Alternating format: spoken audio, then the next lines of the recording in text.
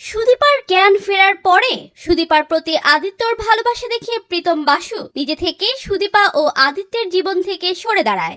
হ্যাঁ বন্ধুরা, আমরা এমনটাই দেখতে পাবো অনুরাগের ছোঁয়া ধারাবাহিকের আগামী পর্বগুলোতে। বিস্তারিত জানতে আমাদের চ্যানেলটি সাবস্ক্রাইব করে ভিডিওটি না টেনে শেষ পর্যন্ত দেখতে থাকুন। সুদীপাকে বাঁচানোর জন্য কোনো উপায় না পেয়ে আদিত্য বাধ্য হয়ে প্রীতম বসুর কাছ থেকে টাকা নেয়। টাকা নেয়ার সময় আদিত্য হাত জোড় করে বলে ওঠে, আমি সুদীপাকে বাঁচানোর জন্য বাধ্য হচ্ছি আপনার কাছ থেকে টাকা নিতে। আমি খুব তাড়াতাড়ি এই টাকাটা শোধ করে দেব।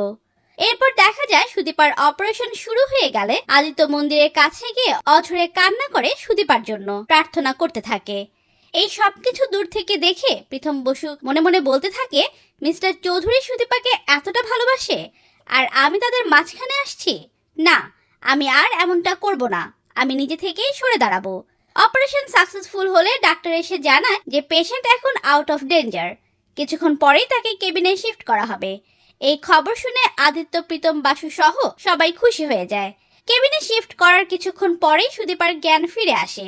খবর পাওয়া মাত্রই আদিত্য ছুটে কেবিনে ঢুকে তার পাশে গিয়ে বসে কান্না করে বলে, এই সব কিছু হয়েছে সুদীপা আমার জন্য, আমাকে প্লিজ ক্ষমা করে দিন।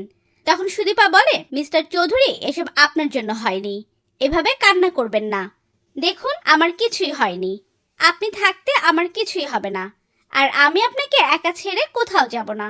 আদিত্য বুঝতে পারে সুদীপা কি বলতে চাইছে। সঙ্গে সঙ্গে সে সুদীপাকে জড়িয়ে ধরে বলে, সুদীপা, আমি আপনাকে ভালোবেসে ফেলেছি, আর আমি সেই বিয়েটা আপনার বাবার জন্য নয়, আপনার জন্যই করেছি। এই কথা শুনে সুদীপাও খুশি হয়ে অক্সিজেন মাস্ক সরিয়ে বলে, মিস্টার চৌধুরী, আমিও আপনাকে ভালোবাসি, আর সেই কথাটাই বলার জন্য সেদিন রেস্টুরেন্টে গিয়েছিলাম। এই কথাগুলো শুনে আদিত্যর ভুল ধারণা পুরোপুরি মিটে যায়। এরপর আদিত্য নিজেই সুদীপার সেবা যত্ন করতে থাকে। নিজের হাতে খাইয়ে ওষুধ খাওয়ানোর সময় সেখানে প্রীতম বাসু এসে তাদের ভালোবাসা দেখে মনে মনে বলে, ওই ছবিগুলোর পেছনের আসল সত্যিটা আজ আমি মিস্টার চৌধুরী ও সুদীপাকে সবটা বলে দেব। ঠিক তখনই আদিত্যর সামনে এসে দাঁড়ায়। প্রথমে সে প্রীতম বাসুর সঙ্গে কথা বলতে চায় না, কিন্তু প্রীতম রিকোয়েস্ট করে সব কথা খুলে বলে।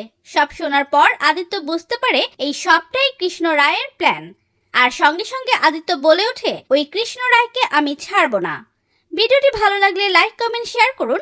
আমাদের চ্যানেলে নতুন হয়ে থাকলে চ্যানেলটি সাবস্ক্রাইব করে রাখুন, যেন অনুরাগের ছোঁয়া ধারাবাহিকের যে কোনো নতুন আপডেট সবার আগে পৌঁছে যায় আপনাদের কাছে। ধন্যবাদ সবাইকে।